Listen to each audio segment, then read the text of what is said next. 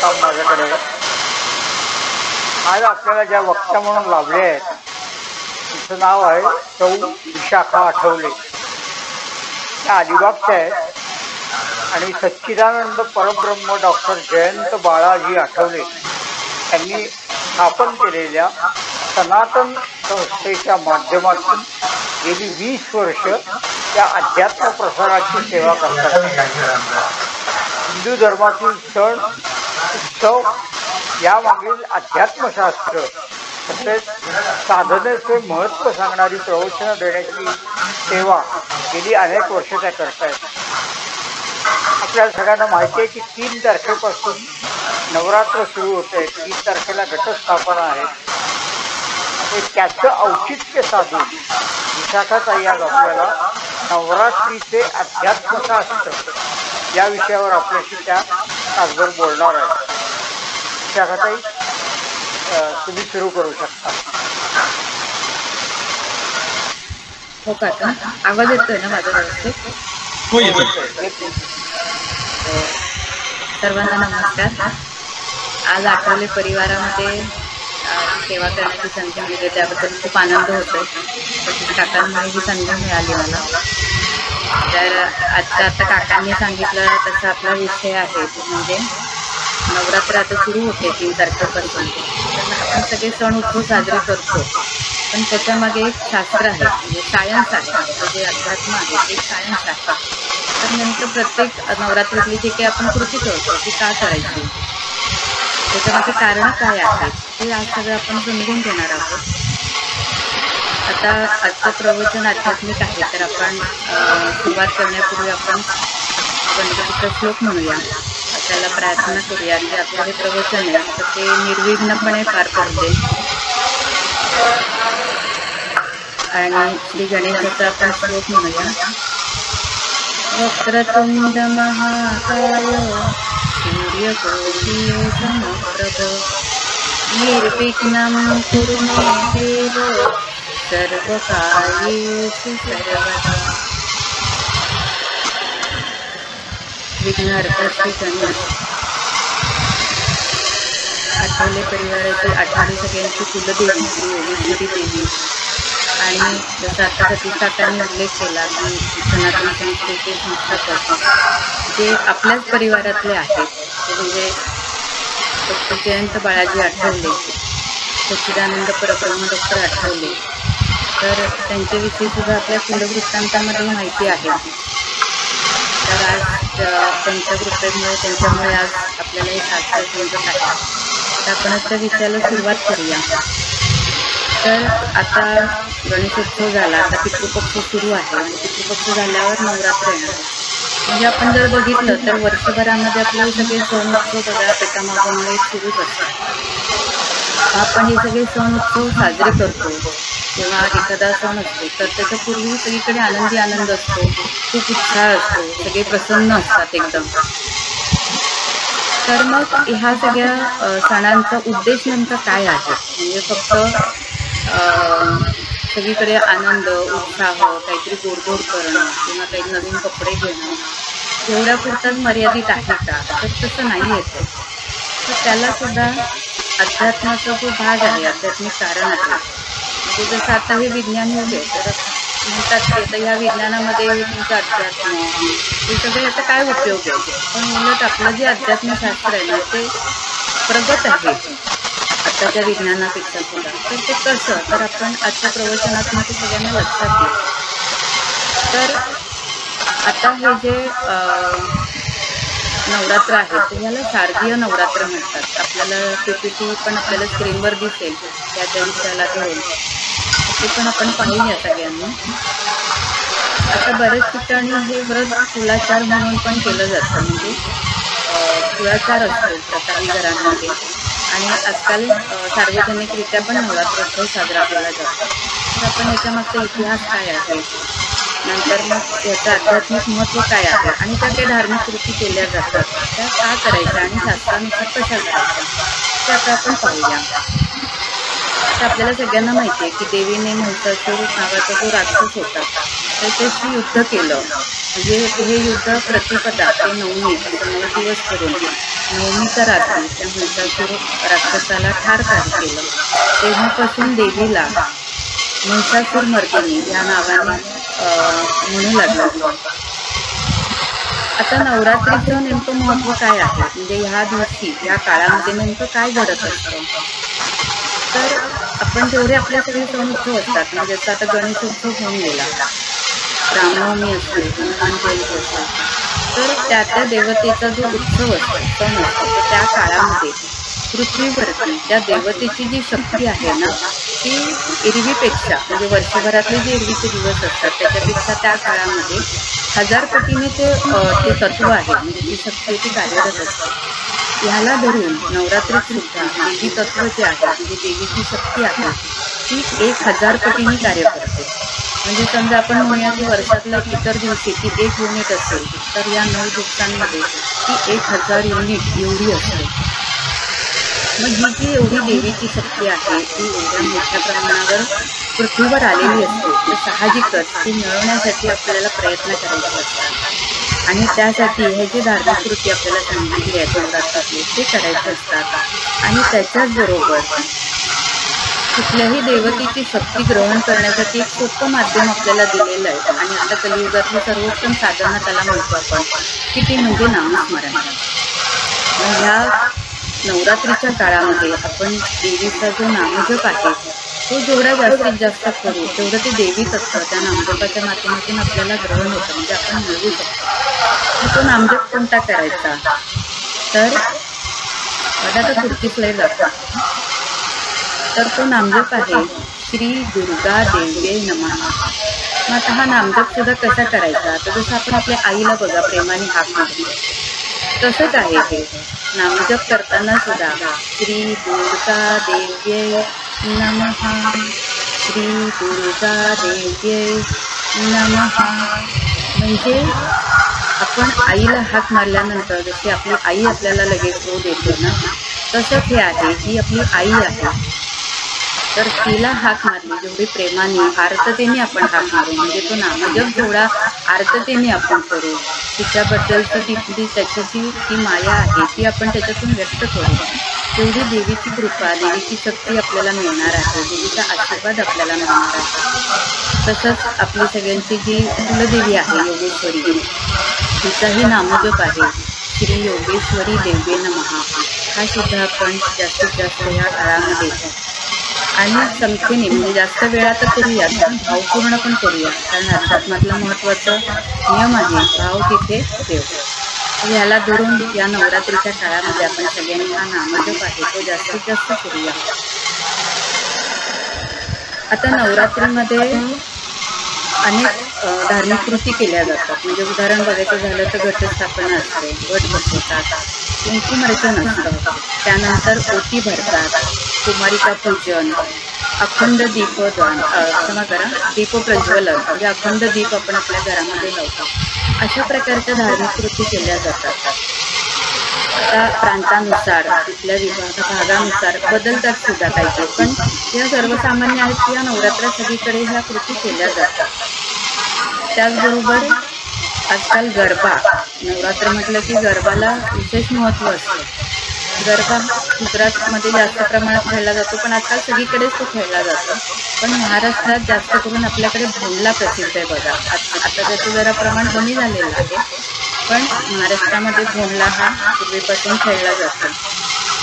तर मग ह्याविषयी आपलं जे अध्यात्मशास्त्र आहे ते आता आपण पाहूया. कुंकुमार्चनविषयी आपण समजून घेऊया थोडक्यात. कुंकुमार्चन हा देवीच्या उपासनेतला एक विशेष उपचार आहे. कुंकुमार्चन करतात म्हणजे काय करतात, तर आपल्याला सगळ्यांनाच माहिती आहे की देवीची जी मूर्ती असते तर त्या मूर्तीवरती एक चिमूटभर असं कुंकू जे आहे आपल्याला स्क्रीनवर पण दिसते, ते कुंकू देवीच्या मूर्तीवरती वाहतात. आता ते कसं व्हायचं असतं, तर ते चरणांपासून व्हायला सुरुवात करायची आणि मग नंतर देवीच्या मस्तकापर्यंत ते व्हायचं. आता ते वाहत असताना काही ठिकाणी श्रीसुक्त म्हणतात, वेगवेगळ्या म्हणजे तिथल्या ज्या पद्धती आहेत त्याप्रमाणे ते स्तोत्रपठण केलं जातं. तसंच जर आपल्याला काही स्तोत्र म्हणणं शक्य नाही, माहिती नाही, असंही कदाचित कसं जर असू शकेल, तर आपण तिथे देवीचं नामजप करत सुद्धा कुंकुमार्चन करू शकतो. आता कुंकुमार्चन करण्यामागचं काय नेमकं कारण आहे? तर कुंकुमार्चन म्हणजे सोप्या भाषेत सांगायचं झालं तर देवीला कुंकवाचं स्नान मिळणं, बरोबर. मग कुंकू हे कसं आहे तर शक्तिरूप आहे ना. आपण बघा सुवासिनीला हळद आणि कुंकू लावतो, तर ह्याच्यामध्ये शक्ती आहे, कुंकवामध्ये देवीची शक्ती आहे. मग जेव्हा आपण ते कुंकुमार्चन करतो म्हणजे देवीला स्नान घालतो कुंकवाने, तर त्या कुंकवामध्ये देवीची शक्ती येते. आणि नंतर जेव्हा आपण हे कुंकुमार्जन केलेलं कुंकू आहे ते प्रसाद म्हणून जेव्हा आपण स्वतःला लावतो, तेव्हा त्या कुंकवामध्ये जी देवीची शक्ती आलेली असते ती आपल्याला मिळते. म्हणजे आपले जे शास्त्र आहे ना, अध्यात्मशास्त्र, आपले जे पूर्वज गेले ऋषीमुनी आहेत, तर त्यांनी इतकी सुंदर रचना केलेली आहे की देवी देवतांची शक्ती, त्यांचा आशीर्वाद मिळवण्यासाठी अशा छोट्या छोट्या आणि सोप्या जर कृती आपण केल्या तर त्याचा आपल्याला लाभ होणार आहे. तर अशा पद्धतीने कुंकुमार्चन करून नंतर ते जे कुंकू आहे ते आपण प्रसाद म्हणून आपल्याला लावू शकतो. त्याच्यातून देवीची शक्ती आपल्याला मिळणार आहे. त्याचबरोबर अजून एक आपण कृती करतो ती म्हणजे ओटी भरतो. देवीची ओटी आपण एरवी पण भरतो, वर्षभरामध्ये नवरात्रामध्ये आपण ओटी भरतो. त्याला विशेष महत्त्व आहे. आता ओटीमध्ये काय काय असतं तर खण आहे. आता जेव्हा आपण अशी नवरात्रात भरतो तर आपण साडीसुद्धा खण आणि नारळ, साडी, तांदूळ हे सगळं आपलं ओटीमधलं साहित्य आहे. तर आता ओटी कशी भरायची हे आपलं शास्त्र काय सांगतं ते आपण समजून घेऊया. तर ओटी भरताना काय करायचं तर साडी, त्याच्यावरती खण, मग नारळ, तांदूळ असं सगळं साहित्य ताटामध्ये एकत्र करायचं, ठेवायचं. नारळाची शेंडी साहजिकच देवीकडे असते ती.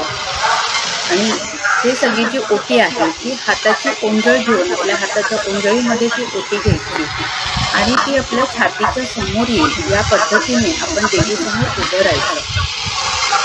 त्याच्यानंतर देवीला भावपूर्ण प्रार्थना करायची की मला तुझे चैतन्य मिळू दे, तुझा आशीर्वाद मला असू दे, अशी भावपूर्ण प्रार्थना करून नंतर ती ओटी देवीच्या चरणी अर्पण करायची. अशा पद्धतीने ओटी भरण्याचं जे शास्त्र आहे ते आपल्या हिंदू धर्मामध्ये सांगितलेलं आहे. आता ह्याच्यामध्ये नारळाची शेंडी जी आहे ती देवीच्या दिशेला असते, बरोबर. आता असं का करायचं तर बघा आजकाल आपण टी व्ही असतो, पूर्वी अँटिने असायचे, आता टी व्ही डिश अँटिना असतो, केबल असतं. तर म्हणजे काय की काहीतरी माध्यम लागतं आपल्याला ते कॅप्चर करण्यासाठी त्या वेळी. कसं आहे की नारळाची शेंडी जी आहे ना तर ती जेव्हा देवीच्या दिशेला असते तर देवीकडून येणारी जी शक्ती आहे, तिचं जे तत्व आहे ते त्या शेंडीतून त्या नारळात येतं आणि जेव्हा आपण ते हातात धरतो तेव्हा ते आपल्या अनाहत चक्रातून आपल्या संपूर्ण शरीरामध्ये जातं. छातीच्या मध्यभागी असतं ते अनाहत चक्र. त्यामुळे अशा पद्धतीने जे आपण ओटी भरल्यानंतर तो जो देवीला अर्पण केलेला नारळ आहे तर तो प्रसाद म्हणून परत देतात. आजकाल देत नाही पण आपण मागू शकतो तो, आणि तो नारळ आहे प्रसाद रूपी, तो आपण सगळ्यांनी तो प्रसाद भावपूर्ण ग्रहण करावा. हे झालं ओटी भरण्याच्या संदर्भात. आता घट बसवतात, त्याच्यामध्ये घटस्थापना, त्याच्यानंतर मालाबंधन असतं म्हणजे वरती आपण फुलांच्या माळा लावतो. तर हा एक कुळाचारातलाच विधी आहे. आता हे करताना म्हणजे शास्त्राप्रमाणे आपल्याला सगळ्यांना हा भाग माहिती आहे तरी आपण थोडक्यात बघूया की मातीचा थर करतात. साधारण 2 इंच जाडीचा तो थर असावा. त्याच्यामध्ये 5 किंवा 7 धान्य, सप्तधान्य पेरावीत. ती कोणती कोणती असतात तर जव, गहू, तीळ, मूग, राळे, सावे आणि चणे अशी ही सप्तधान्य वापरली जातात त्याच्यामध्ये. त्याच्यानंतर पंचरत्न किंवा नाणी इत्यादी वस्तूसुद्धा घालाव्यात. त्याचबरोबर म्हणजे ते कलश आहे त्या कलशामध्ये पंचपल्लव म्हणजे 5 पानं, पंचरत्न आणि नाणं हे घालावं. त्याच्यानंतर कलशामध्ये ती माळ पोचेल अशा पद्धतीने फुलांची माळ बांधावी. आता ही जी फुलांची माळ आहे ही काय कार्य करते, काय काम करते तर फुलांचा जो रंग आहे म्हणजे बघा पिवळा केशरी रंगाची फुलं असतात झेंडूची, तर हा सात्विक रंग आहे. त्याचबरोबर फुलांचा जो गंध आहे, सुगंध, तर ह्याच्याकडे देवी तत्व आहे, म्हणजे देवीची शक्ती आहे ती आकृष्ट होते आणि ती सगळ्या वातावरणात प्रक्षेपित होते, म्हणजे पसरते. आणि त्यामुळे तिथे येणारा जो भाविक आहे, भक्त आहे, त्याला त्याचा लाभ होतो.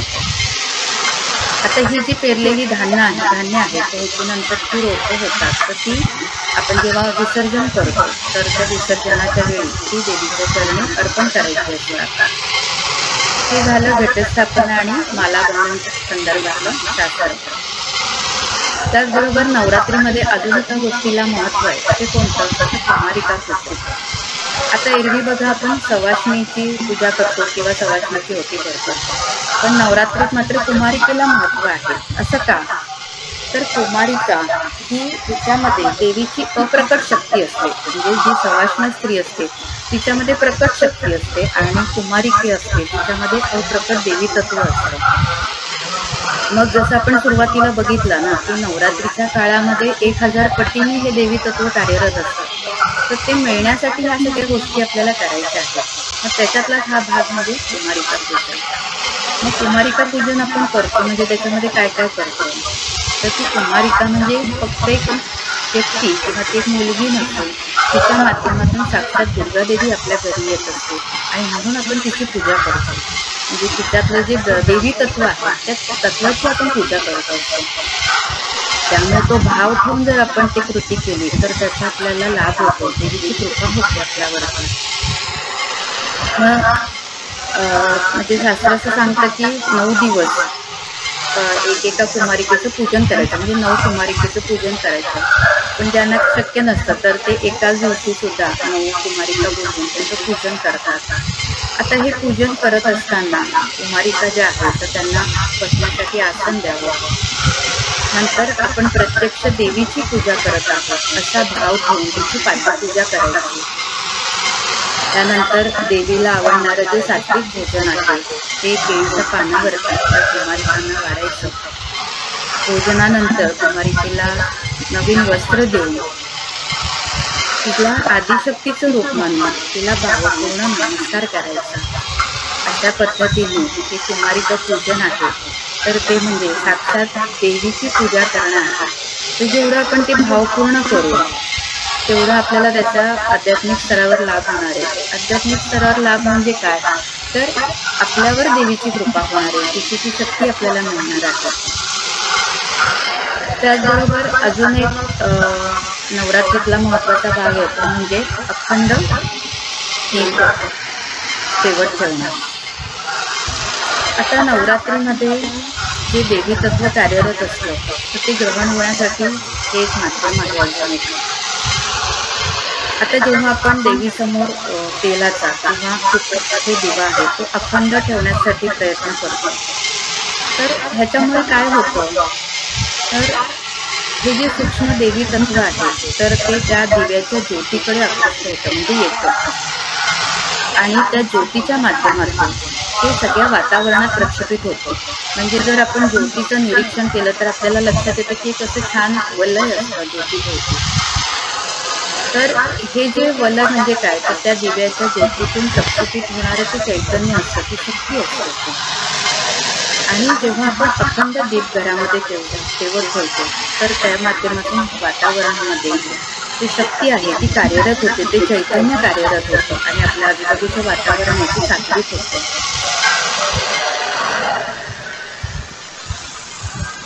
आता काही काही वेळेला काय होतं की काही कारणांनी तो दिवा आहे तर तो विझला तर काय करावं असाही प्रश्न असतात किंवा अशाही आपल्या मनामध्ये शंका असतात.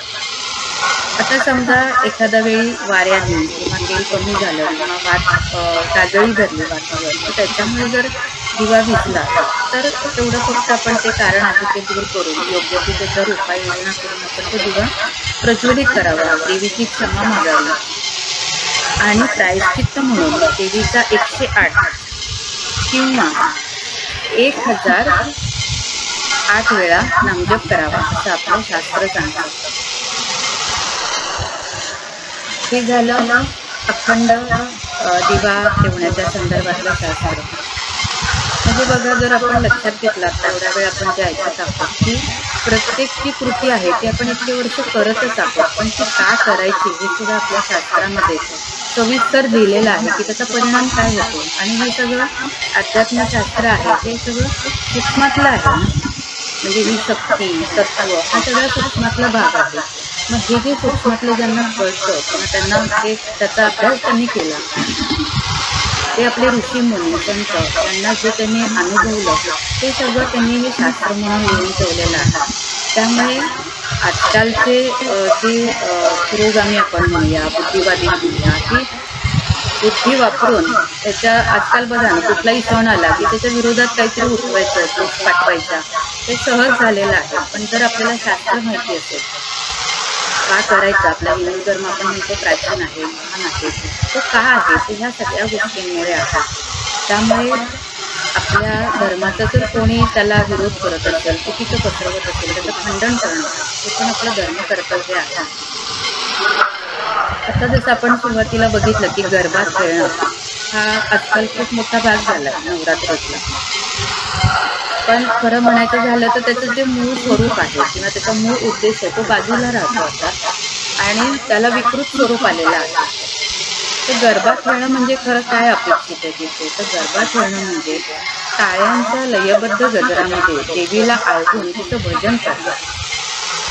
भजन म्हणजे देवीला आळवणं, आणि त्या माध्यमातून तिथे देवीची गाणी म्हटली जातात आणि तिची कृपा संपादन करणं, तिचा आशीर्वाद मिळणं, हा एवढा सुंदर असा त्याच्यामागचा उद्देश आहे. पण आजकाल आपण काय बघतो की ह्या गरब्याला किती विकृत स्वरूप प्राप्त झालेलं आहे. मग त्याच्यावरती पाश्चात्य संगीत लावलं जातं, विचित्र प्रकारची वेशभूषा करून त्या गरब्यामध्ये सामील होणं, नंतर फॅन्सी ड्रेस कॉम्पिटिशनच्या माध्यमातून तर खूपच विकृती पसरलेली आहे. त्याचबरोबर ध्वनी प्रदूषण आणि त्याच्याबरोबर इतके गैरप्रकार वाढलेले आहेत त्याला धरून की तो आपल्या सण उत्सवांचा जो उद्देश आहे तो बाजूला करून केवळ मौज मजा करणं एवढंच आता शिल्लक राहिलेलं आहे. त्यामुळे आपल्याला अशा प्रवचनांच्या माध्यमातून आपलं हे शास्त्र काय आहे, काय करायचं आणि ते कशा पद्धतीने केलं तर त्याचा आपल्याला लाभ होतो हे समजून घेणं आता काळानुसार खूप महत्त्वाचं झालेलं आहे. नाहीतर मग आपलेच सण उत्सव आपल्याला नकोसे झालेले आहेत की नको तो आवाज, नको तो DJ, आणि मग म्हणजे मग त्याच्या विरुद्ध नकारात्मकता पसरली जातं. त्यामुळे हा जो गरबा आहे हा मनोरंजनाचा नृत्य प्रकार नसून त्या नृत्याच्या माध्यमातून देवीची उपासना करणं, साधना करणं, तिची कृपा संपादन करणं, असा हा खूप सात्विक असा त्याच्यामागचा उद्देश आहे. आता जसं आपण म्हटलं ना की अनेक गैरप्रकार त्याच्यामध्ये यायला लागलेले आहेत, तसंच 9 दिवस 9 रंगाच्या साड्या नेसणं हा कित्येक वर्ष हा प्रकार सुरू आहे. पण हा एक चांगला भाग आता पाहायला मिळतो की आता व्हॉट्सअपवर यायला लागलं की जर असे काही पोस्ट आल्या तर त्याला बोलू नका, आणि असं कुठे शास्त्रामध्ये नाही आहे अशा प्रकारच्या पोस्ट आता यायला लागल्या तर खूप चांगला भाग आहे. कारण खरंच आहे की या 9 दिवस 9 रंगाच्या साड्या घालणं नेसणं त्याला कुठलाही अध्यात्मशास्त्रीय आधार नाही आहे. केवळ मार्केटिंग फंडा किंवा फॅशन किंवा नवीन काहीतरी करायचं एवढ्याच ह्याच्याखाली या गोष्टी केल्या जातात, त्या पसरवल्या जातात, त्याला प्रोत्साहन दिलं जातं आणि मूळ जो आपल्या सण आणि व्रतांचा उद्देश आहे तो बाजूला राहतो.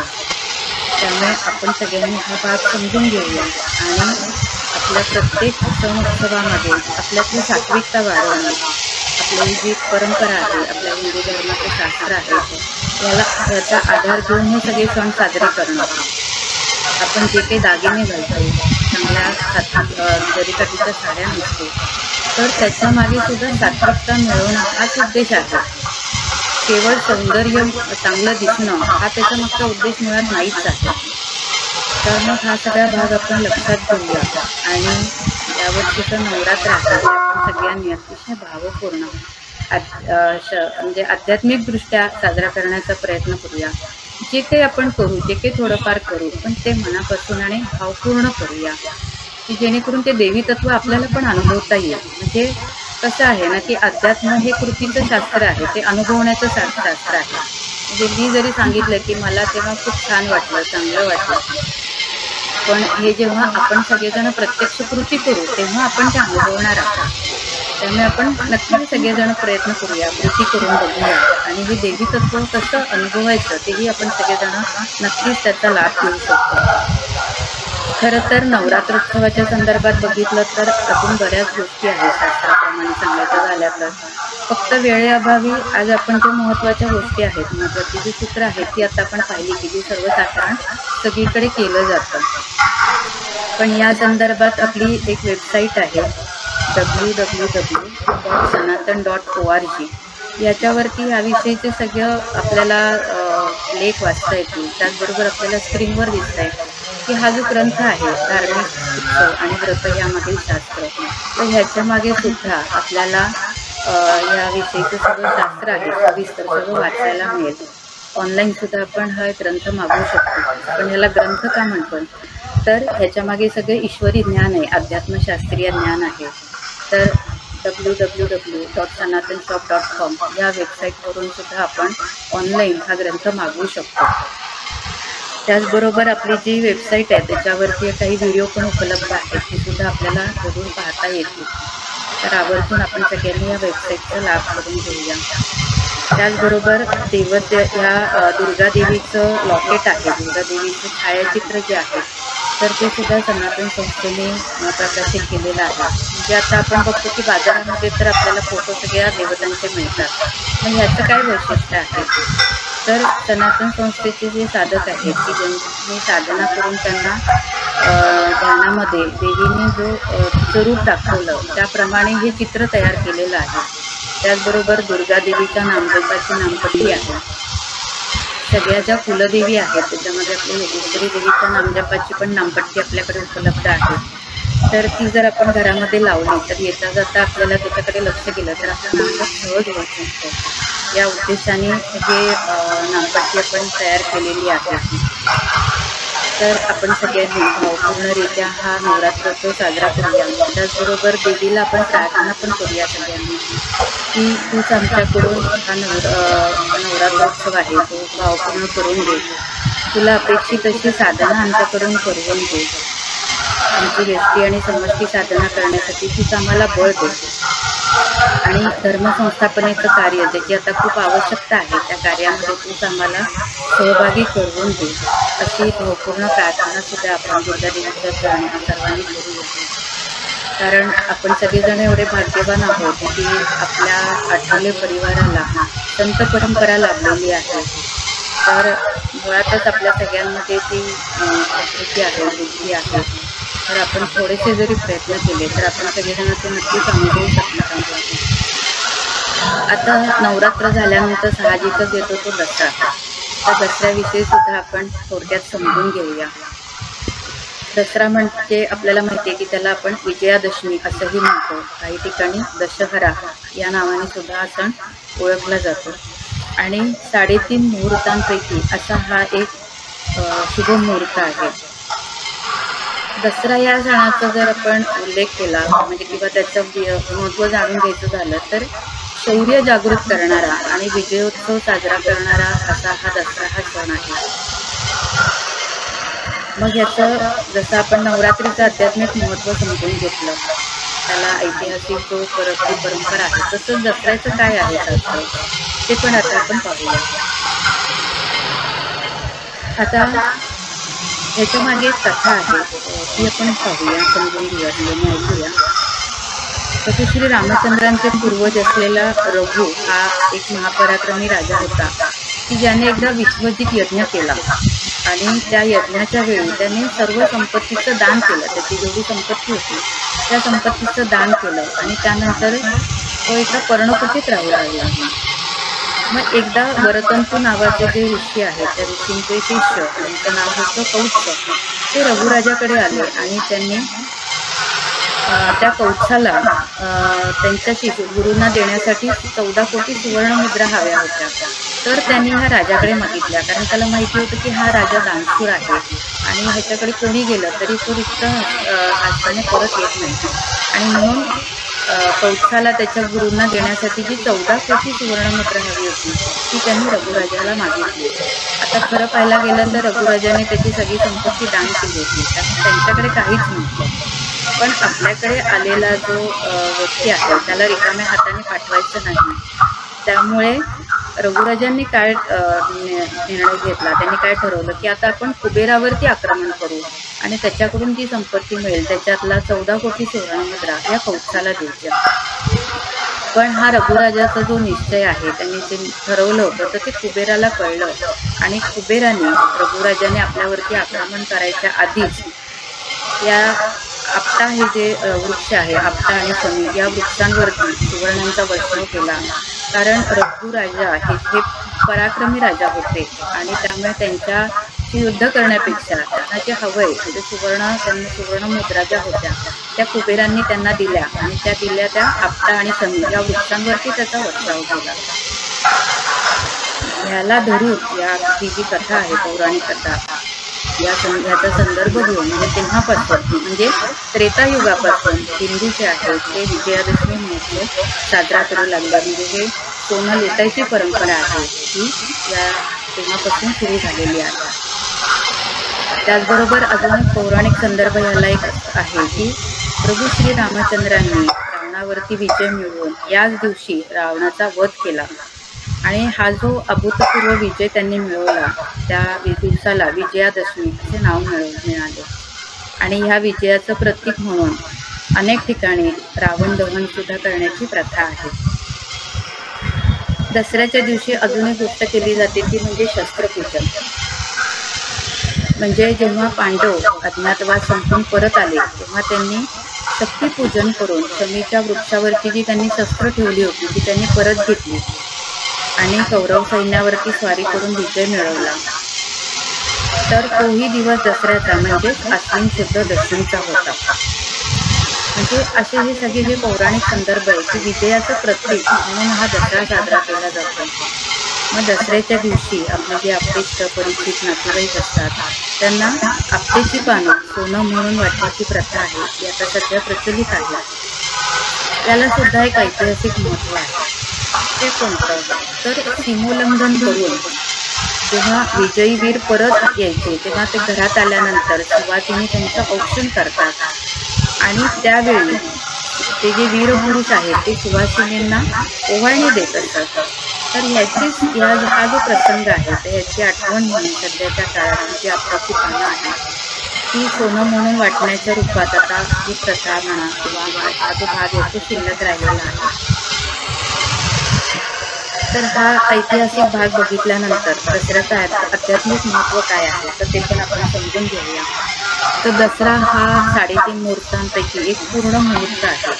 म्हणजे काय तर या दिवशी आपल्याला कुठलंही शुभकार्य करायचं असेल तर वेगळं मुहूर्त गतिका बघावी लागत नाही, तर पूर्ण दिवसच शुभ असतो. त्याचबरोबर दसऱ्याच्या दिवशी जसं नवरात्रामध्ये देवी तत्व खूप मोठ्या प्रमाणात पृथ्वीवर आलेलं असतं तसं दसऱ्याच्या दिवशी देवी तत्व आणि विष्णू तत्व आहे ते मोठ्या प्रमाणावर वातावरणात कार्य करत असतं आणि नवनिर्मितीचं जे कार्य आहे ते या माध्यमातून चांगलं होतं. त्यामुळे पीक चांगलं येणं, भरभराट होणं हे जे आपल्याला दिसतं तर या काळामध्ये पीक चांगलं ते वाढत असतं.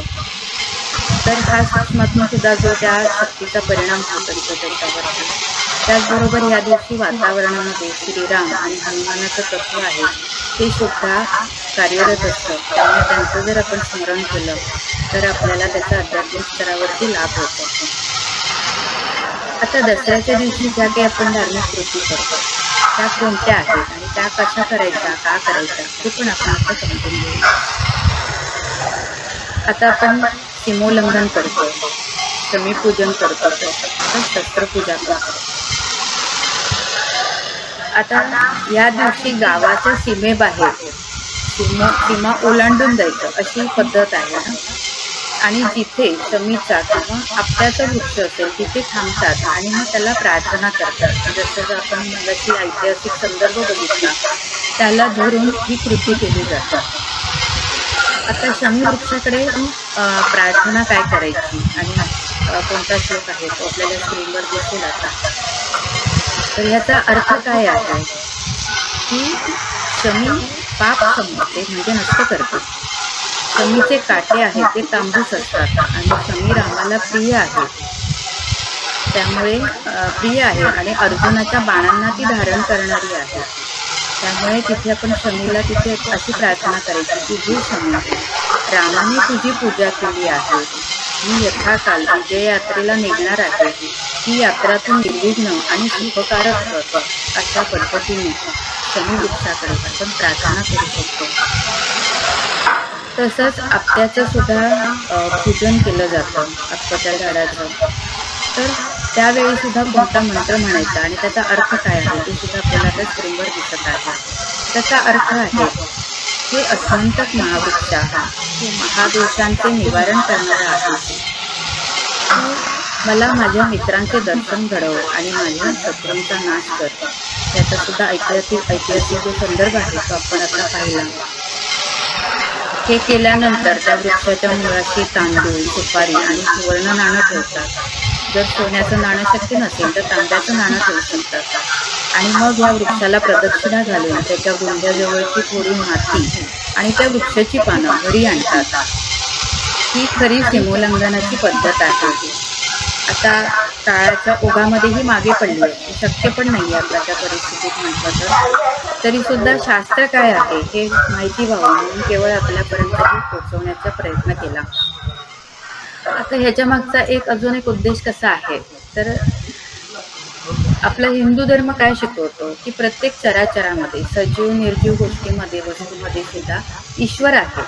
मग हे जे वृक्ष आहे त्या वृक्षांमध्ये सुद्धा ईश्वरी तत्व आहे आणि म्हणून त्यांची जर पूजा केली तर आपला त्यांच्या प्रतीचा जो भाव आहे तो वाढतो. म्हणजे कुठलेही सण उत्सव बघितले तर बघा लक्षात येईल आपल्याला, होळी झालं, नागपंचमी झालं, त्याच्यातून आपल्याला हेच शिकवतो ना आपला हिंदू धर्म की वृक्ष, प्राणी, पशु, पक्षी यांच्यामध्ये ईश्वरी तत्व आहे. आपली पंचमहाभूतं आहेत ही सुद्धा ईश्वराचीच रूपं आहेत आणि म्हणून त्यांचं पूजन करण्याची जी शिकवण आहे तो आपला हिंदू धर्म आपल्याला देतो. दसऱ्याला आपट्याची पानं आहेत ती सोनं म्हणून देवाला वाहतात, आपण आपल्या नातेवाईकांना देतो आणि ह्याच्यामधून सौजन्यता, समृद्धता आणि संपन्नता दिसून येते. म्हणजे हे त्याचं प्रतीक आहे. तसंच शस्त्रपूजन सुद्धा या दिवशी आपण करतो. याच्या मागे सुद्धा जो विजयोत्सव आपण आता पाहिला की तो विजयोत्सव साजरा करणं विजयाचं प्रतीक आहे. दसरा हा सण आहे जो. तर शस्त्रास्त्र पूजन म्हणजे आता शेतकरी आहे किंवा कारागीर आहेत ते जे हत्यारं वापरतात, अवजारं वापरतात त्याची ते पूजा करतात. त्याचबरोबर जो विद्यार्थी आहे तर त्या विद्यार्थ्याचं शस्त्र म्हणजे काय तर त्याची वही, पेन, पुस्तकं ही त्याची शस्त्र आहे, तो त्याची पूजा करतो.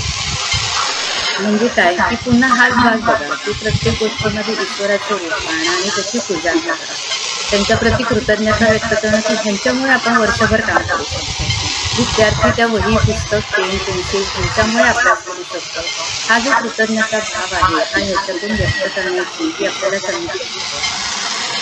त्याचबरोबर शस्त्रपूजन हे केवळ प्रतिकात्मक करणं आता उरलेलं आहे खरं तर, पण आपल्या हिंदूंची जी विजयाची परंपरा आहे तर आपण सुद्धा आत्ताच्या काळात सुद्धा आपण बघतो आजूबाजूचं वातावरण आता कसं आहे तर आता सुद्धा आपल्याला शारीरिक, मानसिक आणि आध्यात्मिक बळ वाढवणं किती आवश्यक झालेलं आहे. तर त्यासाठी काळानुसार जी साधना करणं आवश्यक आहे. तर तिन्ही स्तरावर आपण सक्षम असणं आता खूप आवश्यक झालेलं आहे. तसंच अजून एक जर दसऱ्याच्या मागचा अजून एक उद्देश जर पाहायचा झाला तर दसरा म्हणजे काय तर वाईटावरती विजय मिळवणं, म्हणजे जी दुष्ट प्रवृत्ती आहे त्याच्यावरती विजय मिळवणं. मग जर आपण अभ्यास केला, विचार केला तर आपल्या प्रत्येकामध्ये कमी अधिक प्रमाणात दुष्ट प्रवृत्ती ही असते ती कशाच्या माध्यमातून असते तर आपले दोष आणि अहम. मग ह्याच्यावरती विजय मिळवण्याचा दिवस म्हणजे हा दसरा आहे. तर आपण साधना करून आपल्यावरती सात्विकता वाढवून आपण आपल्या दोष आणि आपला जो अहंकार आहे याच्यावरती जर विजय मिळवला तर खऱ्या अर्थाने आपण ईश्वराची कृपा मिळवू शकतो. आपल्यावरती भरभरून तुमची कृपा होते. आणि जसं संत तुकाराम महाराजांनी सांगितलंय इंद्रिय निग्रहाच्या संदर्भात की रात्रंदिन आम्हा युद्धाचा प्रसंग, म्हणजे सतत आपल्याला सतर्क राहावं लागतं की आपल्यामधले दोष वाढत नाही, आपलं मन शांत आहे ना, स्थिर आहे ना, आनंदी आहे ना. कारण प्रत्येकालाच वाटतं ना की आपण आनंदी व्हावं. आनंदी होण्यासाठी भगवंताच्या अनुसंधानात राहणं, साधना करणं म्हणजेच काय तर प्रत्येक दिवस आपला दसरा साजरा करण्यासारखाच आहे. म्हणजे विजयोत्सव आपण सगळेजण साजरा करू शकतो.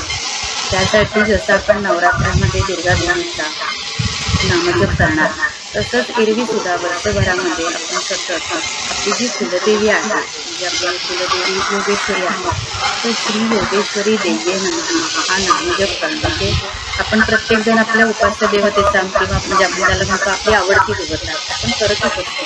पण जसं आपण म्हटलं की कुलदेवता ही आपल्या कुळातल्या प्रत्येक व्यक्तीचं रक्षण करते, ती आपली आई आहे. आणि म्हणून आपल्याला माहिती आहे की आपलं कुठलंही धार्मिक आपल्या घरामध्ये कार्य असेल, मंगल कार्य असेल तर पहिले कुळाचाराला महत्त्व असतं बघा. कुलदेवीला आवाहन केलं जातं. गणपती, कुलदेवी, आपले पितर यांना नमस्कार प्रार्थना करून मग आपण कार्य सुरू करतो. म्हणून एरवी सुद्धा आपल्या रोजच्या जीवनामध्ये सुद्धा कुलदेवीला महत्त्व आहे. कुलदेवतेचं नामजप करणं म्हणजे काय तर आपल्या आईला हाक मारणं, एवढा सुंदर अर्थ आहे त्याच्यामध्ये. आणि आपल्याला माहिती आहे की आपण आईला हाक मारतो तर आपली आई हातातलं काम टाकून आपल्या लेकरासाठी धावते. मग ही जर देवी आहे, हे देवी तत्व तर कणाकणात आहे, सगळीकडे आहे. तर मग आपण जर देवीचा नामजप केला, नामस्मरण केलं, नामस्मरण म्हणजे तिची आठवण करणं आहे तर ती नाही का आपल्यासाठी धावून देणार, ती नाही का आपल्या सतत सोबत असणार, तिचा आशीर्वाद आपल्याला मिळेल, तिची शक्ती आपल्याला मिळणार आहे, तिची कृपा आपल्यावरती असणार आहे.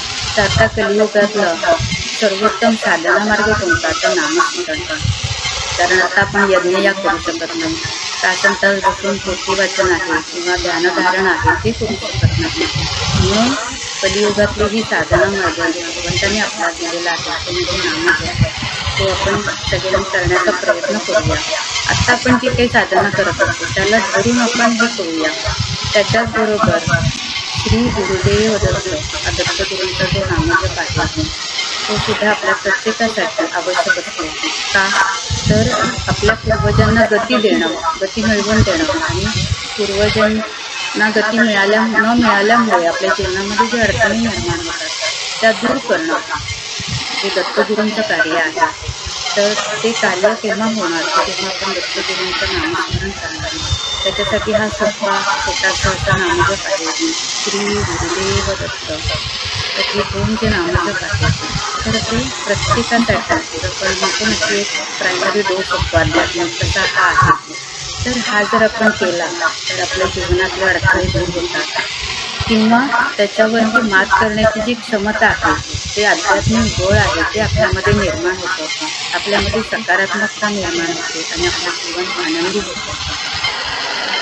तर आज या नवरात्रीच्या निमित्ताने आपल्याला भगवंतांनी जी साधना आपल्यापर्यंत पोहोचवण्याची संधी दिली, मला मी सेवा करण्याची संधी मिळाली.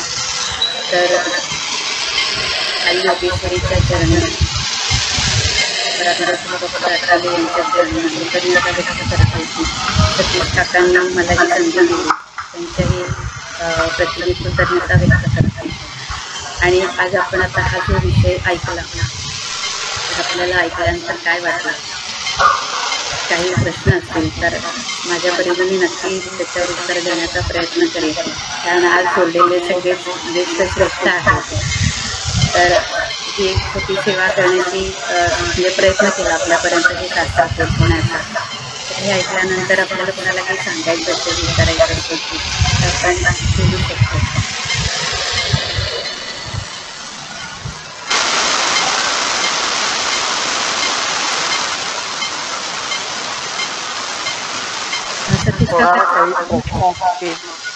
प्रश्न असतील तर विचारा. नमस्कार, मी सतीश आठवले. नमस्कार, सतीश आठवले.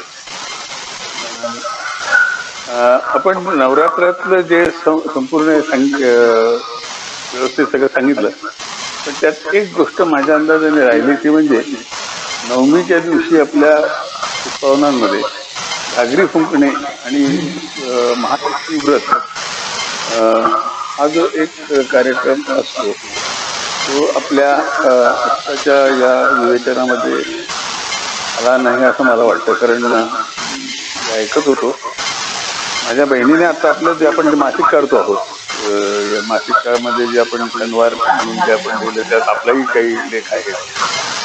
त्याच्यात माझ्या बहिणीने ते महालक्ष्मी व्रताविषयी जे लिहिलेलं आहे की आपण देवीचा मुखवटा म्हणजे ती तरी ते उकडीच्या याचे मुखवटे करून ते करतात, पण त्याविषयी आज आपण काही विवेचन केलं नाही की घागरी फुंकण्याचं मूळ कारण काय किंवा महालक्ष्मीचं व्रत त्या नवमीच्या दिवशीच का करतात, त्या गोष्टींचा उल्लेख आपल्या विवेचनात आला नाही म्हणून विचारला. धन्यवाद. हो काका, बरोबर आहे तुमचं. आपण घागरी फुंकतो त्या दिवशी तर शास्त्र कसं सांगतं की क्षमा करा ते माझ्याकडून सांगायचं राहून गेलं की त्याच्यामध्ये त्यावेळी महालक्ष्मी तत्व आहे तर ते खूप मोठ्या प्रमाणावरती असतं. म्हणजे देवीचे जे 9 दिवस आहेत तर 3 दिवस म्हणजे पहिले ते सरस्वती देवी, महालक्ष्मी देवी आणि दुर्गा देवी अशी ती तत्व कार्यरत असतात. तर त्याच्यातलं हे जे महालक्ष्मी व्रत आहे हे त्या काळामध्ये त्या 3 दिवसांमध्ये मोठ्या प्रमाणावरती कार्यरत असतं आणि ते ग्रहण व्हावं आपल्याला तर ह्या दृष्टीने ते महालक्ष्मी पूजन केलं जातं आणि घागरी फुंकण्याचा जो उपचार आहे तो त्या निमित्ताने केला जातो असं ते शास्त्र आहे. बरोबर आहे काका, बरं झालं तुम्ही सांगितलं.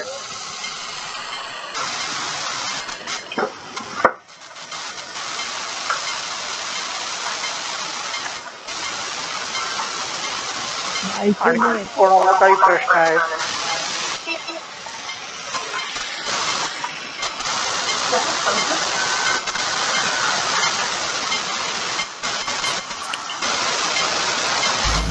श्रीकांत काकाने एक मेसेज टाईप केलाय. श्रीकांत काका वाचून दाखवताय का?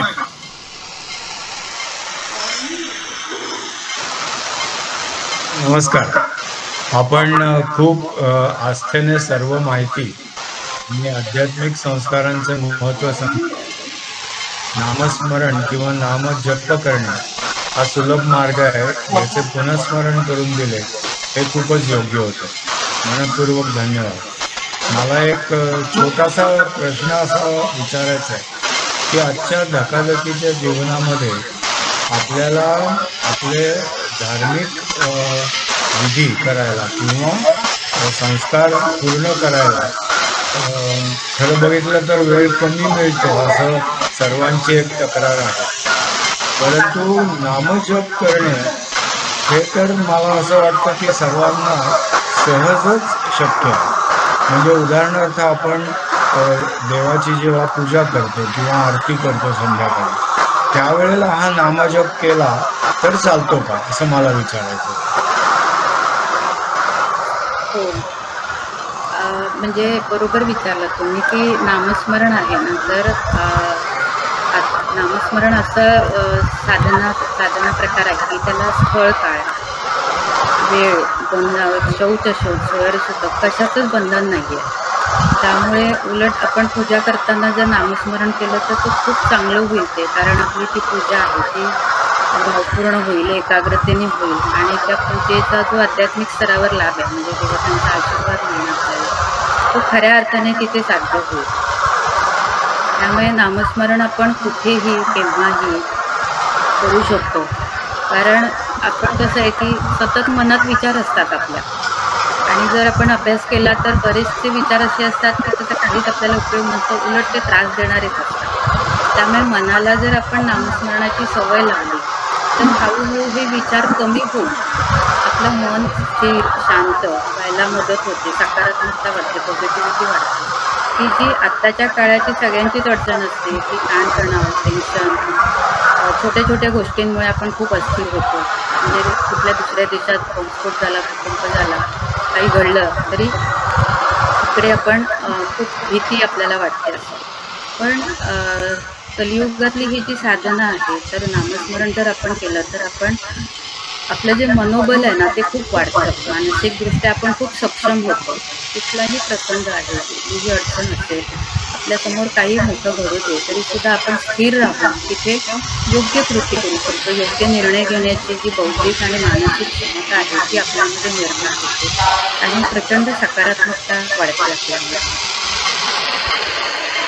मध्ये मला एक अजून सांगावंसं असं वाटतं की अनेक लोकांची एक सवय असते म्हणा की जाता येता केव्हा तरी नामस्मरण करतात तर मला असं सांगावं असं वाटतं की नामस्मरण करताना जेवढं शक्य होईल तेवढे मन एकाग्र करावे. शक्य झालं तर देवासमोर नमस्कार करून त्या मुद्रेमध्ये देवाकडे पाहून नामस्मरण करावे. उगीच इकडे तिकडे घरात फिरताना नामस्मरण करणे हे माझ्या दृष्टीने मला ते बरोबर नाही वाटत. आपलं काय मत आहे? मी सांगितलं ते अगदी बरोबर आहे की बसून नामस्मरण करणं आहे ना त्याला खूपच महत्त्व आहे. कारण ती जी एकाग्रता साध्य करू शकतो आपण बसून नामजप करताना देवासमोर बसून केल्यानंतर ते जे तो जो लाभ होतो तो वेगळाच आहे. म्हणजे आपण म्हणतो की कमी काळात जास्त ईश्वरी शक्ती मिळवणं. त्याच्याच बरोबर आपण म्हणजे नामस्मरण करताना बसून करावं, पण एरवी काम करताना प्रवास करताना असं आपण नामस्मरण करू शकतो. पण तुम्ही म्हणता तो अगदी 100% बरोबर आहे की उगाचच नाव फिरत किंवा असं येता जाता इकडे तिकडे फिरत नामजप केला तर त्याचं तेवढं फळ आपल्याला मिळतं नाही असं नाही. कारण नाम वाया जात नाही, पण जे अपेक्षित आहे त्याच्यात तेवढं फळ ते मिळत नाही. हे बरोबर आहे अगदी. नाशिकहून अनुराधा आठवले बोलते. माझे प्रश्न खूपच छोटेसे पण कुतूहल म्हणून मला विचारायचं आहे की लहानपणी आम्ही नवरात्रीच्या दिवसात भोंडला गुलाब हे खेळ खेळायचो आणि दसऱ्याच्या दिवशी प्राथमिक शाळेमध्ये पाठीपूजन असायचं. त्याच्यावरती आपल्याकडे जे सरस्वतीचं यंत्र असायचं ते असायचं. ते जे भोंडला गुलाब हे काय आहे आणि सरस्वती पूजन दसऱ्याच्या दिवशी आम्ही करायचो त्याच्याविषयी जर काही माहिती मिळाली, कारण हे फक्त आम्ही लहानपणी करत होतो पण त्याच्याविषयी माहिती मला नाहीये, तर ती जर आपण सांगितली तर बरं. बोलल्याविषयी मी तुम्हाला सविस्तर नीट माहिती देऊन सांगते. आता मी तुम्हाला व्यवस्थित असं नाही सांगू शकत आहे. पण सरस्वती पूजनाचं जे तुम्ही सांगितलं तर कसं आहे की देवी तत्व आहे. जसं आता सांगितलं की 3 दिवस शेवटचे जे 3 दिवस आहेत ते सरस्वती देवीचं तत्व ते मोठ्या प्रमाणावर आहे. कारण दुर्गादेवीची रूपं आहेत ती सगळी. तर मग तिचं पूजन करणं आणि जसं आपण म्हटलं ना की शस्त्राचं पूजन आपण करतो दसऱ्याच्या दिवशी. म्हणजे ज्यांच्यामुळे आपण लक्ष्मी येते आपल्याकडे, आपण कमवतो किंवा आपल्याला बुद्धी मिळते. विद्यार्थ्यांचे शस्त्र म्हणजे पाटी आहे, पेन्सिल आहे. आताच्या भाषेत सांगायचं त्याला पेन, पुस्तकं, वह्या हे. तर पूर्वी पाटी होती आणि ते जे सरस्वती यंत्र आहे तर त्या सरस्वतीचं जे यंत्र आहे ते तर त्या माध्यमातून सरस्वती तत्व आहे. म्हणजे जर अजून ह्याच्यामध्ये एक भाग सांगायचं झालं तर आपल्या हिंदू धर्मामध्ये आपण प्रत्येक सणाला रांगोळ्या काढतो बघा. तर आपल्याकडे प्रत्येक देवतेची रांगोळी कोणती आहे की जेणेकरून त्याच्यातून ते देवी तत्व आहे त्या देवतेचं तत्व. कृष्णाच्या ह्याच्यावेळी कोणती रांगोळी काढायची, मारुतीचं आहे, अशा प्रत्येक देवतेला धरून रांगोळ्या पण आहेत आपल्याकडे. तर मग तसंच हे देवीचं जे आहे सरस्वती देवीचं जे आपण काढतो पाठीवरती यंत्र ते सुद्धा तसेच पूजन आहे की ते सरस्वतीचं प्रतिकात्मक पूजन आहे ते.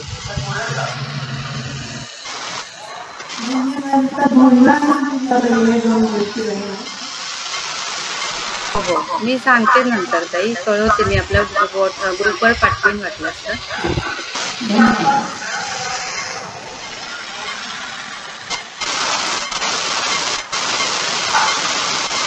आणखी कोणाला काही शंका किंवा प्रश्न काही आहेत?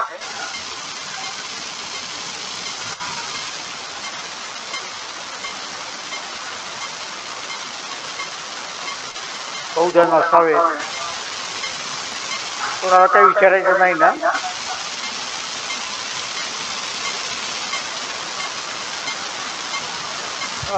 ठीक आहे. एकच फक्त होतं की जो नामजप आहे ना तर त्याची ऑडिओची लिंक आहे ती तुम्हाला पाठवू का? म्हणजे मग आपण ती देऊ शकतो सगळ्यांना की जेणेकरून तो जो नामजप आहे म्हणजे आता जे नामजप तर आपण करतो पण जेवढा भावपूर्ण म्हणजे आपल्याकडे जो ऑडिओ आहे सनातन संस्थेने केलेला आहे तर तो संगीतशास्त्र अध्यात्मशास्त्र ह्या सगळ्याचा अभ्यास करून तो ऑडिओ तयार केलेला आहे. तर योगेश्वरी देवीचं, दत्तगुरूंचा आणि दुर्गादेवीचं आहे तर त्याची लिंक तुम्हाला पाठवली तर चालेल ना? म्हणजे आपण देऊ शकतो सगळ्यांना. हो हो हो पाठवा. आणि तसं एक 5 मिनिटात शेवटच्या राहिली सनातन संस्थेच्या कार्याबद्दल थोडं सांगा ना, की संस्था केव्हा स्थापन केली गुरुवर्य जयंत आठवले यांनी, काय प्रकारचं कार्य सध्या करते, देशात कुठे कुठे आहे, याबद्दल थोडंसं सांगितलं तर बरं होईल. हो काका, म्हणजे सनातन संस्था स्थापन केली ते सच्चिदानंद परब्रह्म डॉक्टर आठवले. तर हे खरं पाहता संमोहन शास्त्रज्ञ आहेत. म्हणजे लंडनमध्ये त्यांनी काही वर्ष म्हणजे ते तिथे शिकून तिथे त्यांनी प्रॅक्टिस केली आणि मग नंतर ते मुंबईला आले. सायनला त्यांचं क्लिनिक होतं आणि संमोहन शास्त्रज्ञ म्हटल्यानंतर साहजिकच त्यांच्याकडे येणारे जे पेशंट होते ते सगळे मनोरुग्ण असे होते. तर त्यांच्या कसं लक्षात आलं ना की समजा त्यांच्याकडे 100 पेशंट येत असतील तर त्याच्यातले जे 70 पेशंट आहेत, रुग्ण आहेत, तर ते त्यांच्या औषधोपचाराने बरे व्हायचे, ते जे काही उपचार करायचे ते. पण उरलेले जे 30 पेशंट आहेत त्यांच्याकडे येणारे, तर त्यांच्यावरती त्यांच्या औषधोपचारांचा काहीच प्रभाव पडत नव्हता. पण ते असं काही करायचे की त्यामुळे त्यांचे त्रास दूर होत होते.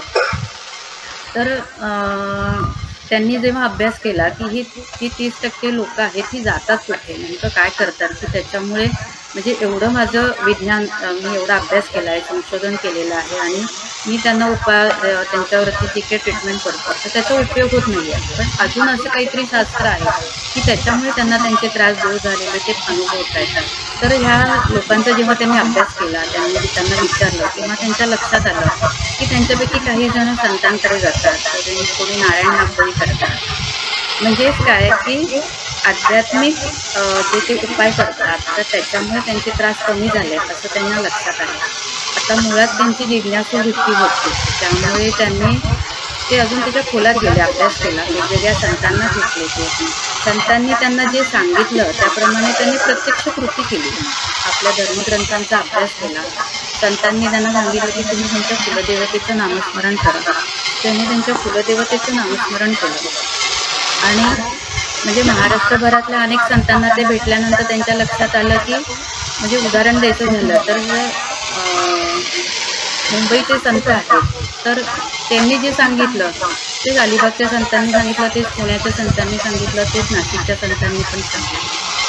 मग त्यांना लक्षात आलं की हे तर एकमेकांना ओळखत नाही, यांचा एकमेकांशी काही संबंध नाही आहे, पण तरीसुद्धा यांची सगळ्यांची उत्तर एकच आहे. म्हणजे हे शास्त्र काहीतरी आहे याच्यामध्ये.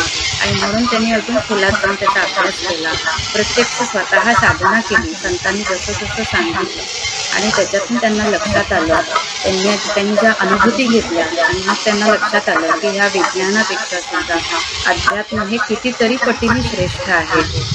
आणि मग त्यांनी स्वतः अभ्यास करून ग्रंथांचं वाचन केलं, प्रत्यक्ष कृती केली आणि मग अध्यात्माचे अभ्यासवर्ग घ्यायला सुरुवात केली. मुंबईपासून त्यांनी सुरुवात केली आणि हळूहळू संपूर्ण महाराष्ट्रात, त्याच्यानंतर देशभरामध्ये आणि आता परदेशात सुद्धा आपल्या हे संस्थेचं कार्य वाढलेलं आहे. सनातन संस्थेचं कार्य थोडक्यात सांगायचं झालं तर आपला हिंदू धर्म जी सगळी आपली परंपरा आहे, संस्कृती आहे, याच्यामागचं शास्त्र काय आहे ते आपण सांगतो. आपली जी सगळी हिंदू संस्कृती आहे, जसं आपले हे सगळे सण उत्सव आहेत किंवा अगदी छोट्या छोट्या गोष्टी घेतल्या, आपण बाहेरून आल्यावर काय देतो, बरोबर हात पाय देतो, कुठलाही सण असेल तर दारात रांगोळी काढतो, दरवाजाला तोरण बांधतो आंब्याच्या पानांचं.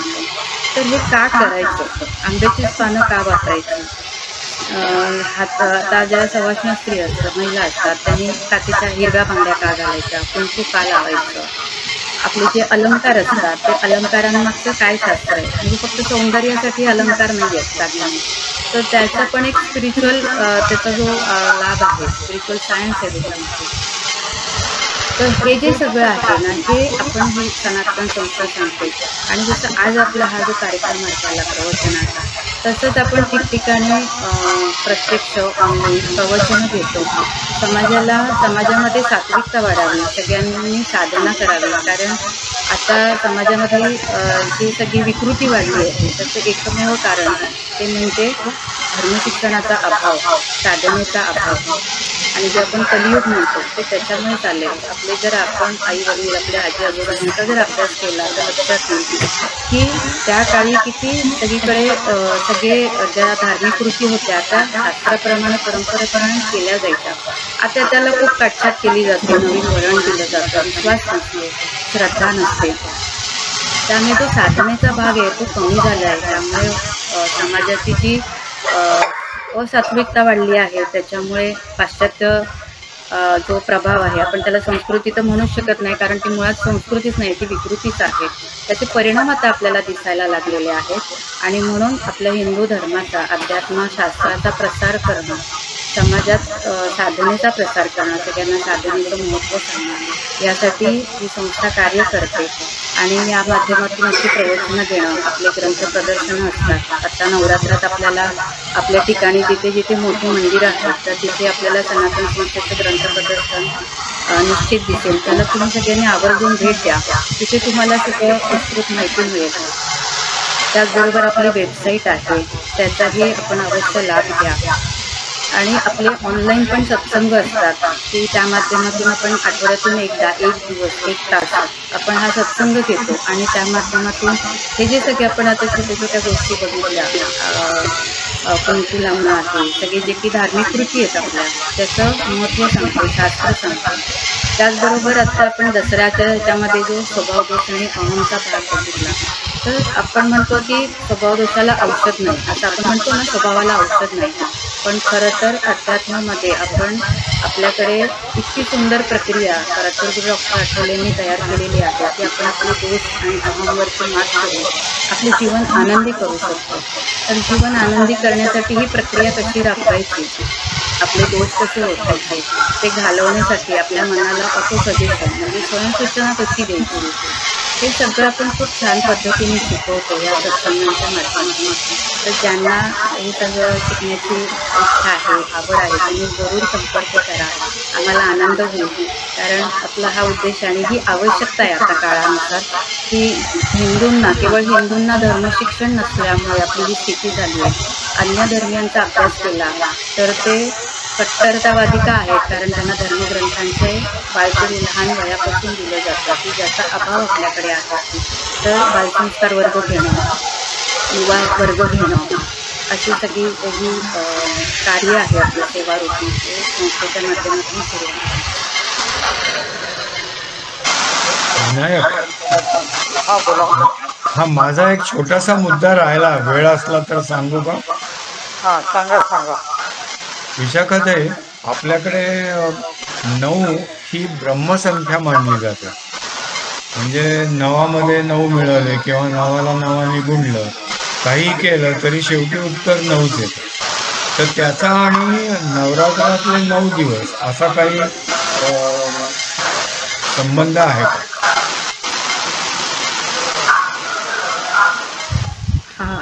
तेवढं निश्चित मला सांगता येणार नाही काका. फक्त कसं आहे की नवरात्राला जे देवीने जे 9 दिवस महिषासूर राक्षसाशी युद्ध केलं आणि त्याचा वध करून विजय मिळवला, तर त्याचं प्रतीक म्हणून ही नवरात्र साजरी केली जाते. तरी पण तुम्ही जे विचारलं तर त्याचं मी जरा हे करते, शोधून घेते. मला काही मिळालं तर नक्की कळवते काका. हो चालेल, आमच्या ग्रुपवरती विनायकनं कळवलं तरी चालेल आणि आम्हाला सगळ्यांना कळू शकेल.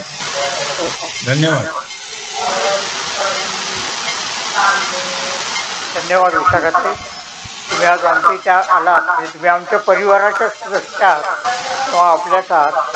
तुम्ही खूप छान नवरात्रीविषयी, विजयादशमीविषयी त्याच्या मागची आध्यात्मिक मीमांसा जी केली, म्हणजे कुंकुमार्चन किंवा कुमारिका पूजन तर आता खरंच म्हणजे आम्ही तर विसरूनच गेलो होतो. कुमारिका पूजन, त्यानंतर घटस्थापना ती कशी करावी, त्याचं महत्त्व काय, ते इतक्या सोप्या सरळ भाषेत इतकं छान समजावून सांगितलं. म्हणून मला तो मोह झाला एक विचारायचं की सनातन संस्थेबद्दल आम्ही फार काही ऐकलेलं नव्हतं. म्हणजे ठिकठिकाणी मंदिरांमध्ये त्यांचे बोर्ड पाहिले, कधीतरी काहीतरी ऐकलंय, पण त्याच्या मागच्याही भूमिका स्पष्ट नव्हती. ती पण तुम्ही शेवटच्या 5 मिनिटात छान सांगितली. खूप खूप धन्यवाद. काका, ह्याच्यामध्ये म्हणजे कसं आहे की जसं आपले आपले वर्षभरातले सगळे धार्मिक कृती आणि ह्याचं सांगतो ना, तसं मृत्यूनंतर सुद्धा जे काही आपण कृती करतो त्याचं पण शास्त्र सांगणारे ग्रंथ आपल्याकडे उपलब्ध आहेत, वेबसाईट पण आहे, त्याच्या संदर्भातले फ्लेक्स पण आपल्याकडे उपलब्ध आहेत. शक्य असेल तर तुम्ही मला ती पाठवा, मी ग्रुपवर देतो सगळ्यांना. आणि मृत्यूनंतरचं जग या विषयावर तुम्ही काही बोलू शकता का? मृत्यूनंतरचं जग असा विषय नाही आहे काका. तो म्हणजे मृत्यूनंतर आपला जो प्रवास असतो तो कसा असतो आणि तो सुकर होण्यासाठी आत्ता आपल्याला जो मनुष्य जन्म मिळाला आहे तर तो साधना करून त्याचा आपण कसा लाभ करून घेऊ शकतो, किंवा मृत्यूनंतर जे काही आपण सगळे विधी करतो त्याच्या मागचं शास्त्र काय, ह्या विषय आपण सांगू शकतो. मला वाटतं कोणाला आता काही बोलायचं नसावं. एक प्रश्न आहे मला वाटतं काका, एक नाशिकवरून हात वर केलाय, लेझर्स मला एक विचारायचं आहे की आपण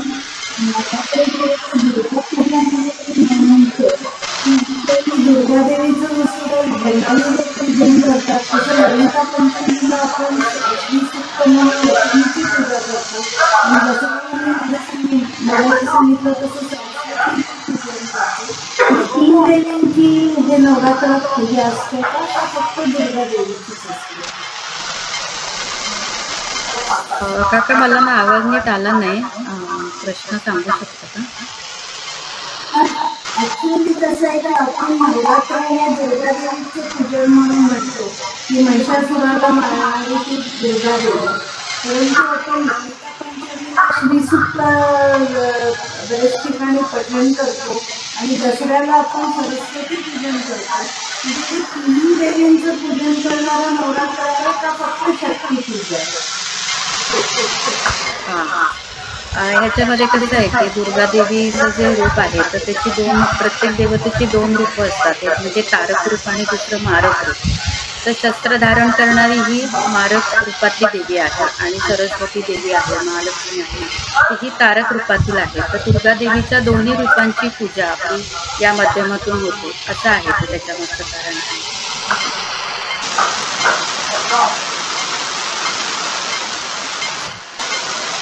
धन्यवाद विशाखाताई. मला वाटतं आता आपण थांबूया. सर्वांचे प्रश्न झाले असतील. खूप छान विवेचना तुम्ही तासभर आमच्याबरोबर बोललात केलं. खूप खूप धन्यवाद आणि शुभरात्री. आपण आता निरोप घेऊया. नमस्कार. नमस्कार.